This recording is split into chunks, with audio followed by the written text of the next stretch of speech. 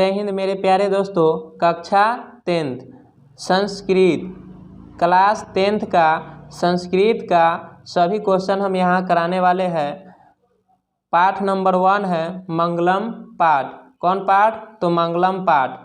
Question होगा objective type question. कौन question होगा?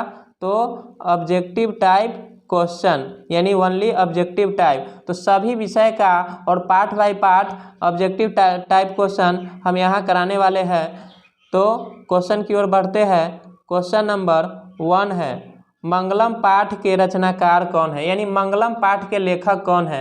ऑप्शन नंबर ए में महात्मा विदुर, बी में महर्षि वाल्मीकि, सी में महर्षि वेदव्यास और डी में कालिदास। तो दोस्तों हमसे पहले आंसर बताने का प्रयास कीजिए।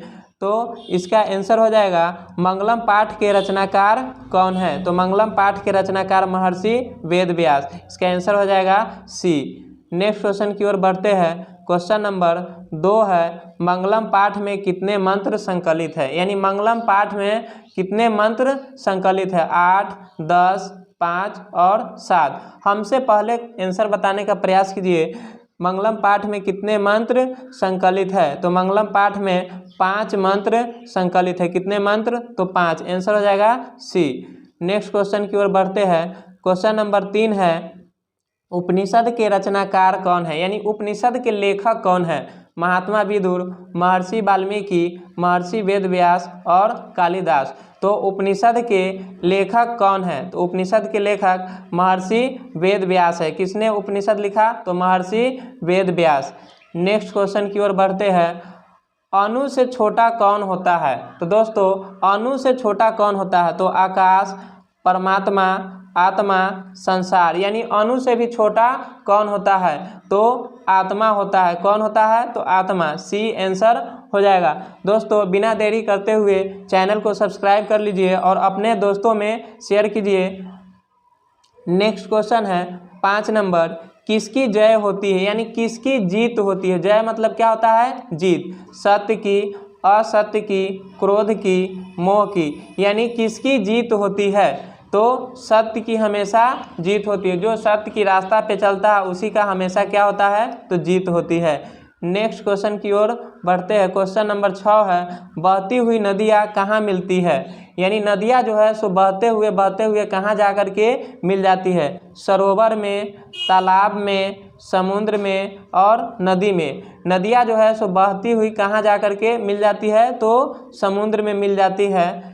नेक्स्ट क्वेश्चन की ओर बढ़ते हैं। क्वेश्चन नंबर 7 है देवलोक का मार्ग किससे प्राप्त होता है, यानी देवलोक का मार्ग जो है सो किससे प्राप्त होता है। सत्य से, असत्य से, क्रोध से, मोह से। अगर देवलोक हमें जाना है तो कैसे जा सकते हैं? तो सत्य की राह पर चलेंगे तभी हम देवलोक जा सकते हैं, यानी इसका आंसर हो जाएगा ए। क्वेश्चन नंबर 8 है सत्य से क्या प्राप्त होती है। तो सत्य से क्या प्राप्त होती है? पृथ्वी लोक, मृत्यु लोक, देवलोक, कोई नहीं।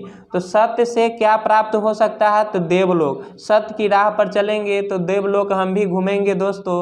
नेक्स्ट क्वेश्चन है मृत्यु को वश में कौन कर लेता है। तो मृत्यु को वश में कौन कर लेता है? मूर्ख, अज्ञानी, विद्वान, कोई नहीं। यह क्वेश्चन पूछने वाला है दोस्तों इस बार। मृत्यु को वश में कौन कर लेता है? तो विद्वान लोग जो है वही मृत्यु को क्या कर लेता है? अपने वश में कर लेता है। क्वेश्चन नंबर 10 है किसकी जय नहीं होती है, यानी कौन कभी नहीं जीत पाता है। तो ऑप्शन ए है सत्य, असत्य, क्रोध, मोह। यानी किसकी जय नहीं होती है, यानी कौन नहीं जीत सकता है। तो असत्य की ओर राह पर जो चलता है वही कभी जीत नहीं पाता है। तो इसका आंसर हो जाएगा असत्य। नेक्स्ट क्वेश्चन की ओर बढ़ते हैं। क्वेश्चन नंबर 11 है उपनिषद में। क्वेश्चन नंबर 11 है उपनिषद में महिमा का वर्णन किया गया है, यानी उपनिषद में किस महिमा का वर्णन किया गया है। तो उपनिषद में परम पुरुष महिमा का वर्णन किया गया है। किसका? तो परम पुरुष महिमा का वर्णन किया गया है। क्वेश्चन नंबर 12 है उपनिषद की संख्या कितनी है, यानी उपनिषद की संख्या जो है वह कितनी है। तो उपनिषद की संख्या कितनी है? ऑप्शन है ए 109, 108, 105 और 111। तो उपनिषद की संख्या कितनी है? कहिएगा गुरुजी उपनिषद की संख्या 108 है। 12 का क्या है? तो 108 होगा। उपनिषद की संख्या कितनी? तो 108। क्वेश्चन नंबर 13 है, आत्मा की गूढ़ रहस्य की व्याख्या किसमें की गई है? यानी आत्मा की गूढ़ रहस्य की व्याख्या किसमें की गई है? कंठोपनिषद में, ईशावास्योपनिषद में, श्वेताश्वर में, मुंडकोपनिषद में। तो आत्मा की गूढ़ की रहस्य की व्याख्या किसमें की गई है? तो कंठोपनिषद में किया गया है। किसमें? तो कंठोपनिषद में।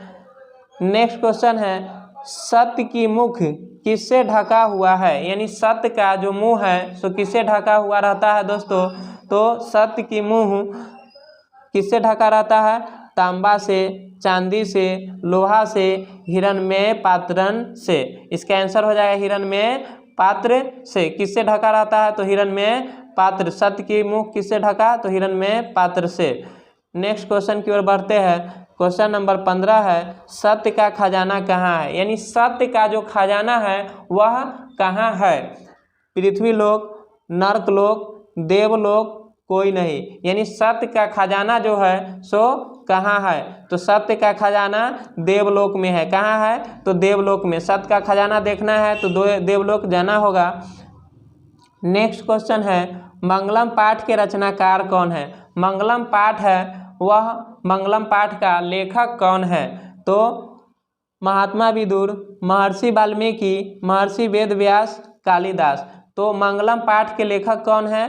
तो महर्षि वेदव्यास। कौन होगा? तो महर्षि वेदव्यास। दोस्तों बिना देरी करते हुए चैनल को सब्सक्राइब कर ले और अपने दोस्तों में शेयर कर दीजिए और सब्सक्राइब कीजिए। क्वेश्चन नंबर 17 है, वेदों की संख्या कितनी है? तो 5, 4, 8, 10। तो वेदों की संख्या कितनी है दोस्तों? तो 4 है वेदों की संख्या। कौन कौन? तो ऋग्वेद, यजुर्वेद, सामवेद और अथर्ववेद। याद कर लीजिएगा, हमारे साथ बोलिए, ऋग्वेद, यजुर्वेद, अथर्ववेद और सामवेद।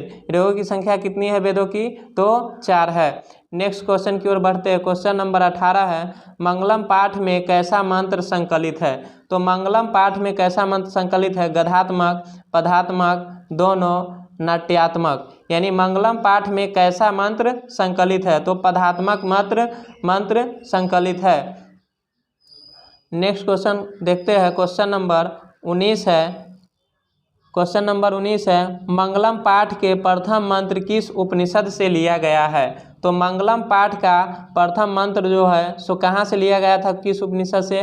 तो कंठोपनिषद से, श्वेताश्वोपनिषद से, मुंडकोपनिषद से, ईशावास्योपनिषद से। तो मंगलम पाठ का प्रथम मंत्र श्वेताश्वोपनिषद से लिया गया था।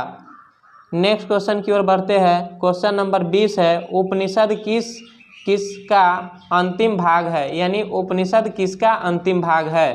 तो वैदिक साहित्य का, आधुनिक साहित्य का, संस्कृत साहित्य का, लौकिक साहित्य का। तो उपनिषद वैदिक साहित्य का प्रथम अंतिम भाग है। उपनिषद किसका अंतिम भाग है? तो वैदिक साहित्य का अंतिम भाग है। नेक्स्ट क्वेश्चन देखते हैं। नेक्स्ट क्वेश्चन है, सत्यमेव जयते किस उपनिषद का मूल मंत्र है? यानी सत्यमेव जयते जो है वह किस उपनिषद का मूल मंत्र है? तो कंठोपनिषद से, श्वेताश्वोपनिषद से, मुंडकोपनिषद से, ईशावास्योपनिषद से। यानी सत्यमेव जयते किस उपनिषद का मूल मंत्र है? तो मुंडकोपनिषद का मूल मंत्र है। नेक्स्ट क्वेश्चन है, नदियाँ समुद्र में कैसे मिलती है? यानी नदियाँ जो है सो समुद्र में कैसे जा कर के मिलती है? तो नाम को छोड़कर, रूप को छोड़कर, नाम और रूप दोनों को छोड़कर कोई नहीं। यानी नदियाँ जो है सो समुद्र में कैसे मिलती है? तो नाम और रूप दोनों को छोड़ करके समुद्र में मिलती है। आंसर हो जाएगा सी। नेक्स्ट क्वेश्चन की ओर बढ़ते हैं। क्वेश्चन नंबर 23 है, अपने नाम और रूप को छोड़कर कौन समुद्र में मिल जाता है? तो समुद्र, शरीर, भाग, नदी। अभी 22 नंबर क्वेश्चन कराया है वही है, लेकिन उसका उल्टा हो गया है क्वेश्चन।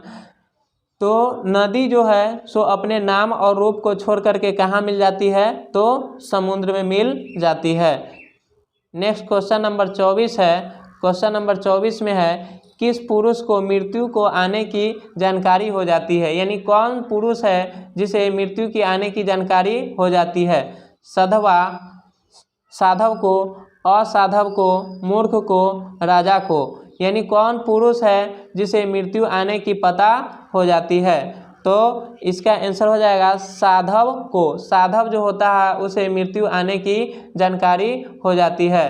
दोस्तों चैनल को सब्सक्राइब कर लीजिए। इसी प्रकार हम सभी विषय का और सभी क्वेश्चन यहाँ कराने वाले हैं, अपने दोस्तों में शेयर भी कर दीजिए। नेक्स्ट क्वेश्चन नंबर 25 है, हिरण्मय पात्रेण दैश दृष्टे, यह मंत्र किस उपनिषद से लिया गया है? यानी हिरण्मय पात्रे जो मंत्र है यह किस उपनिषद से लिया गया है? तो कंठोपनिषद से, श्वेताश्वेरोपनिषद से, मुंडकोपनिषद से, ईशावास्योपनिषद से।